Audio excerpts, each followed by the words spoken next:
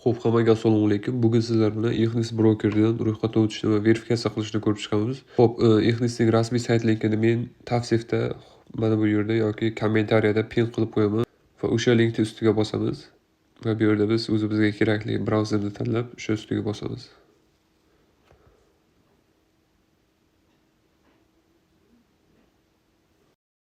Bu yerda bizning qiladigan ishimiz katta sariq tugmadagi ro'yxatdan o'tish tugmasini ustiga bosamiz.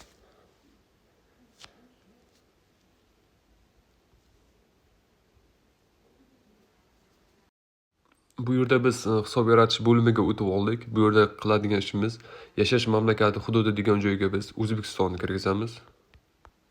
Gmail manzilingiz degan joyga esa Gmailingizni kirgizasiz. Parol degan joyga esa biz parol yaratamiz. Bu shaxsiy parolimiz kamida 8 ta belgidan katta harf qatnashishi kerak. Bitta raqam va bitta maxsus belgi. Hozir misol tariqasida sizga ko'rsatib o'taman. Masalan, misol deymiz. Xuddi shu tarzda bo'lishi kerak. Endi o'zingizlarga to'g'rilab shaxsiy qilib yaratib olasizlar.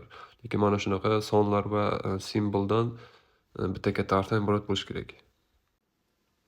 Va xo'p, bu yerda hamkor kodi degan joyga biz mana bu quyidagi kodni kirgizamiz. Hozir katta ekranda ham chiqarib qo'yaman.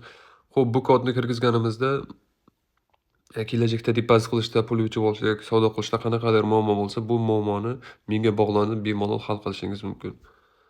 Va xo'p, bu yerda biz hamma bo'limni to'ldirib chiqqanimizdan so'ng hammasi to'g'riligini tekshirib olamiz birinchi va keyingi qiladigan ishimiz bu yerda mana bu ustiga птичка bosib ro'yxatdan o'tish tugmasini ustiga bosamiz. Va bu bo'limda biz real hisob degan ustiga bosamiz.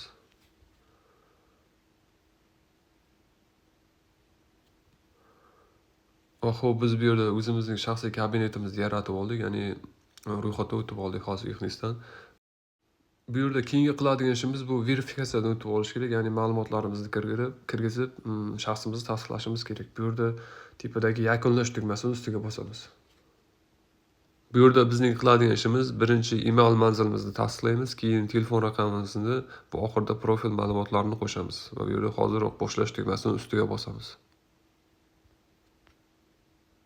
Kod yetib keldi, bu kodni bu yerga kirgizib olamiz.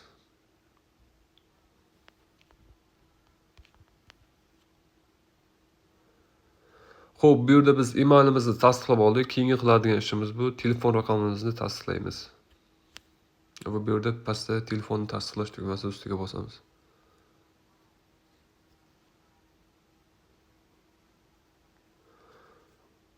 Bu yerda telefon raqamingizni kiriting degan. Bu yerda telefon raqamimizni, hozir ishlayotgan telefon raqamimizni kiritamiz. Bu yerda e'tibor berishimiz kerak. Agar telefonimizda SMS kelmasa, ko'p hollarda SMS shu raqamga ochilgan WhatsApp yoki Telegramga SMS bo'lib keladi. Va xo'p, bu yerda biz telefon raqamimizni ham tasdiqlab oldik. Bizning keyingi qiladigan ishimiz bu o'sha profil ma'lumotlarimizni qo'shib olamiz. Buning uchun hoziroq yakunlang tugmasini ustiga bosamiz. Xo'p, bu yerda biz ID kartadagi yoki pasportimizdagi ism familiyamizni xuddi o'zidek kirgizamiz va bu yerda tug'ilgan sanaga, tug'ilgan yil, oy, kunimizni, tug'ilgan mamlakatimizga O'zbekistonni tanlaymiz yoki shu qaysi davlatda bo'lsangiz o'sha davlatni tanlaysiz. Jinsingizga ayol yoki erkak, bu yerda jinsingizni tanlaysiz. Yashash manzilingizga esa shahar, ko'cha, uy, xonadonni kirgizasiz va barchasi to'g'riligini tekshirib davom etish tugmasini ustiga bosamiz. Hisob ma'lumotlarini qo'shganimizdan keyin bu yerda bizning qiladigan ishimiz Ixnis bizga savollar beradi. O'sha 16 ta savolga javob berib chiqamiz. Bu yerda xuddi men qilgandek qilishingiz kerak.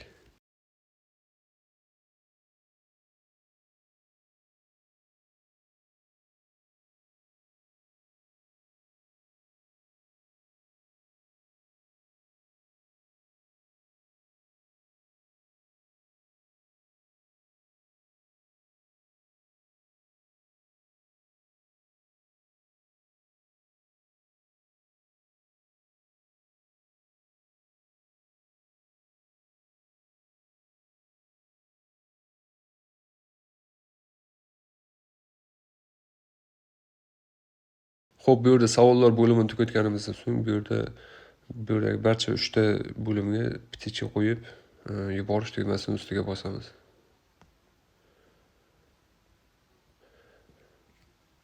Xo'p, bu yerda bizni ma'lumotlarimizni qo'shib oldik. Emailimizni va telefon raqamimizni ham tasdiqlab oldik. Bizning endi qiladigan ishimiz bu verifikatsiyadan o'tish, ya'ni shaxsimizni tasdiqlaymiz va yashash manzilimizni tasdiqlaymiz. Buning uchun shaxsingizni hoziroq tasdiqlang. O'sha tugmani ustiga bosamiz. Xo'p, bu yerda ismingizni tekshiring degan joyda ismingizni tekshira olasiz va hujjatlarni yuklash. O'sha bo'lim ustiga bosamiz. Tugma ustiga bosamiz. Bu yerda bitishga bosib hujjatni yuborish. Bu yerda qaysi hujjatni yuborishni tanlaysiz. Bu yerda pasport, haydovchilik guvohnomasi, ID karta mavjud. Bu yerda biz ID kartani tanlab olamiz. Va xo'p, bu yerda ko'rishingiz mumkin ID karta tiniq, to'g'ri holda tushishi kerak. Bu yerdagi yonboshdagidek xira va qiyshiq bo'lib qolmasligi kerak. Shunga e'tibor berib, hujjatni old tomonini va orqa tomonini rasmga olib yuboramiz. Bu yerda biz hujjatni yuklab oldik. Endi hujjatni yuborish tugmasini ustiga bosamiz.